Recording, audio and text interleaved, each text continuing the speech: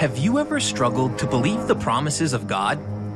I am almost 100 years old. How can I become a father? There once lived a man who chose to believe in God, no matter what. Isaac! Father! My beloved son. Meet Abraham, obedient follower of God and the father of the nation of Israel. He knew just what to do when he heard God's voice. My Lord, my God. He always put God first, even when it was hard. In fact, Abraham left his home and all his family to follow God's voice. Now that is a good plan. God was very pleased with Abraham's obedience. Abraham, look up into the sky and count the stars if you can. That's how many descendants you will have. He promised that Abraham would have a son, and that through his son, Abraham would be the father of a nation.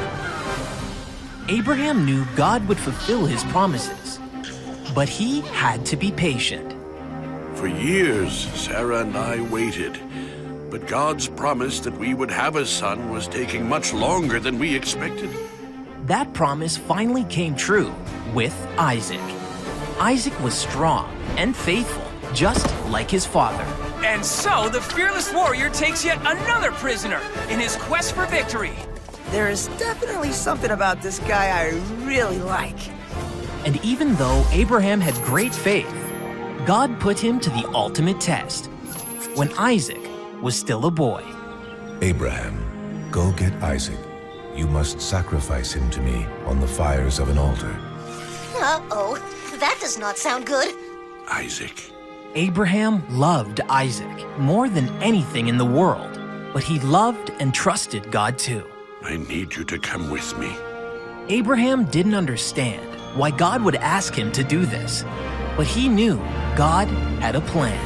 Lord, give me strength as I do what you ask of me this day. And God saw Abraham's faith.